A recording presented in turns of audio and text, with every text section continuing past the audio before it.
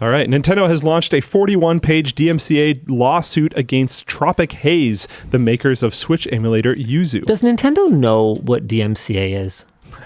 Because I'm not sure that they do. They kind of seem to think it's just everything to everyone. Sorry, I interrupted. Go on. It's an arguable in court thing, so they can get people scared about it regardless. They demanded that Yuzu be shut down and deleted. According to Nintendo, Yuzu users primarily use the technology to subvert anti-piracy protection, not any of Yuzu's more legitimate uses. The gaming company disclosed that Tears of the Kingdom was illegally downloaded over 1 million times in the week and a half before its official launch, and that around 20% of download links pointed pirates towards Yuzu as a tool to play the game. While no one is claiming that Yuzu contains copyrighted codes, if Nintendo could substantiate that it is a tool primarily for the purpose of copyright infringement, that would be a violation of the DMCA. As pointed out by Rob Fahey? Something around there, of GamesIndustry.biz, Nintendo is arguably more seriously affected by piracy than console rivals like Microsoft and Sony, in part because both those companies have a far greater number of live service, MMO, and always online style games. I would also make the argument that both of those other companies provide a hardware platform that isn't a giant piece of shit. That's a pretty good argument. That was my primary reason for buying Tears of the Kingdom, a cartridge, and never once putting it in my Switch. I put it in a Switch for us to do a video here. I never put it in mine. I didn't end up playing a ton of that game, but the limited hours that I did play were on an ROG Ally because I didn't want to run it 26 frames per second or whatever it averages out to. It's ridiculous. Especially there was a rumor recently, I have no idea how credible it was, but that the hardware for the Switch 2 has been in development and at a late stage of development for a very long time. They're basically just deciding when to give us a console that isn't a giant piece of shit. And it's just, I don't know, man. Nintendo is one of those companies that just has such outright disdain for its users. I have a hard time. I have a hard time defending anything that they do at this point. Yeah. This sucks for a lot of people because I know a lot of people really enjoy playing Nintendo games, but... With ray tracing. Yeah, exactly. Or at 60 frames per second, or, at not 720p.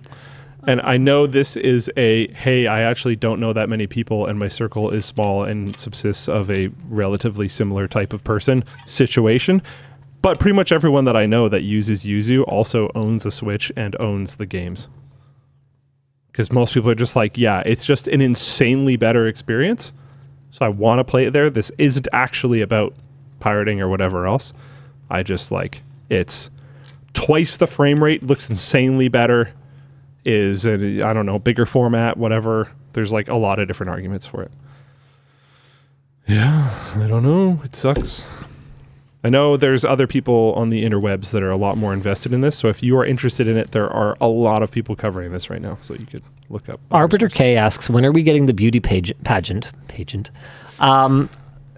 Internally, I have been pleaded with to not do it. Yeah.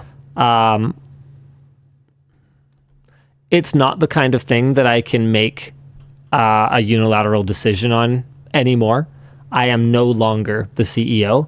So I could be an asshole and I could be like, haha, I insist, because I am technically the majority shareholder, but that's not how a constructive relationship works between shareholders and board members and the other shareholders is what? The chief executive. That's not how a healthy relationship works between this shareholder and the other shareholder that Luke just mentioned. That's just not how any of this works. So it is not a decision that I will be making on my own. I would still like to do it. Yeah. I think there's a way. I understand. It's a minefield. So basically, here's the problem. We could do it. We could run a beauty pageant where people's beauty is judged. By the way, they could play Super Smash Bros. And, while they wait for judging, we could do that. If Nintendo decides to take legal action, we are, believe it or not, still a very small company in the grand scheme of things. And the legal costs for that type of action, should they drag on long enough, could significantly harm our ability to continue to operate. I know that I don't fully understand where it comes from. I think some of it is my fault because I talked about that valuation that we got when there was the offer to buy.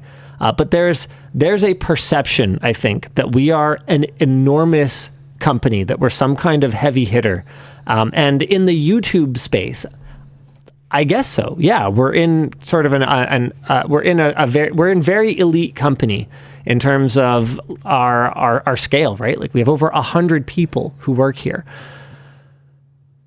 But 100 in Canada is the threshold for like a medium-sized business. We're just barely. We are actually not a large company. Yeah. We've been very successful. We've been very lucky. But when you have a $100 million valuation or offer, that doesn't necessarily mean that you have a $100 million valuation. That could mean that there's some projected growth. So you could have been at a very high multiplier of your EBITDA. It does not mean that I have $100 million in the bank. That's super duper not how that works at all.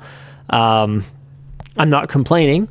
I'm doing really great, and I'm deeply appreciative to all of our viewers and all of our team members and everyone. But I don't have $100 million. 100%, I promise. So for us to go toe to toe with someone like a Nintendo is a legitimate risk that it would be up to the leadership team to decide to tackle, not me.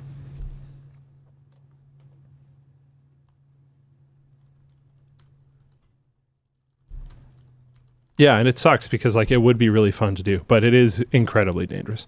And for the same reasons that we would want to do it, or for highly related reasons to why we would want to do it, Nintendo would probably want to come after it. Because we're trying to We're very obviously trying to get around it, trying to set an example to a certain degree. No. We wouldn't be trying to get around anything. Yeah. We wouldn't be trying to set any examples. Yes. That is not the case. We would be trying to run a beauty pageant. That's true. I would like to make it very clear. That's true. That is what we would be doing. The plan is, if they were going to do activities between, they could do a variety of activities. They could. They absolutely could. Yeah. In fact, maybe that would be a good thing. Yeah. If they could do anything they wanted. Yeah. Maybe they play another game. Maybe, the console is there. Maybe they play tic-tac-toe. But there's a variety of games available. Maybe there's lots of consoles available. Maybe they play hopscotch. I mean, it's just time between judging. We're just trying to make it more entertaining for them. Fascinating. Yeah. All right. So we'll see. Long story short. How did that come up? We're talking about Nintendo and DMCA and Nintendo just being generally jackasses. Mm-hmm. Okay. Our discussion question here is what happens to if Nintendo wins, what happens if they lose? I mean, I think if Nintendo wins, it's going to send huge shockwaves through the emulation community. I think that this is a very important battle here. This will almost certainly set a precedent for future similar battles. With that said, I would be very surprised if, suddenly Nintendo emulation and suddenly game piracy disappears because of this. I mean, If it was as simple as, winning battles in court, then music piracy wouldn't exist and movie piracy wouldn't exist. It would just go more underground. But coming back to our conversation earlier, that may be enough. That may be enough friction that enough people buy Nintendo games legitimately that it maybe won't matter anymore. I mean, I would honestly make the argument that even Yuzu as it is very high friction. The vast majority of people I know, and this is people I know, this is not, people that some random not tech circle person interacts with. Like the vast majority of the people I know would either A, not be able to figure out how to get Yuzu running, or B, would be able to, but look at it and go, nah, I got something else to do today. It's a bit of a pain in the butt. And if you know exactly where to go and which file is safe and exactly what directory to put it in and whatever, yeah, sure, it doesn't take long. Like you can get Yuzu up and running in like 3 minutes. But if you don't know all of those things, man, you can end up on some sketchy sites, and you can end up, it could potentially, and this is a very real risk, it could potentially cost you a lot more than some Switch games. So yeah, I mean, you get your you end up with some stupid keylogger on your computer, you get your identity stolen. That's going to be not worth it, dog. Yeah. So all that being said, I honestly think this might bring more eyeballs onto Yuzu and Switch emulation in general than ever before. I've never been more tempted to download it, and I've never downloaded it in the past. Oh, it's pretty good. Yeah. Yeah. I mean, I use it. I've just never bothered because I was like, I don't know, whatever. Yeah. If I'm going to play a Switch game, it's usually because I'm probably going to be in a situation where I only have my Switch anyways. So. Right, and you don't have an ally, so yeah, you're by yourself. Yeah. You have no ally. Except if Yuzu does get sued into oblivion and told to delete, their thing would disappear. Yeah, except it wouldn't because it's open source. So, yeah. So it's not going anywhere, which kind of makes the whole thing feel kind of... Yep. Yeah. Yeah. Good job, Nintendo. But the easiest way to grab it would be to grab it now, if that was the case. I'm not saying you should. Remember that time Nintendo was talking about doing like a sponsorship deal with us? How glad do you think they are that they didn't do it? Remember that time they flew me out to Toronto? No. Yeah. Oh yeah, and then you crushed that little kid in Mario Kart? Yeah. Wow. Yeah, really, you're so proud of that, you have to bring it up right now. He beat a child at Mario Kart, a little girl. Pathetic. Mm-hmm. Did they cry? No. Oh.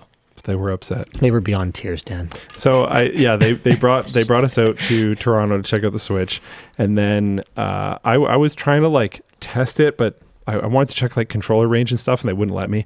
And then they were doing a Mario Kart mini tournament up on the stage, and they put me on the far side of the stage from the actual Switch console itself, I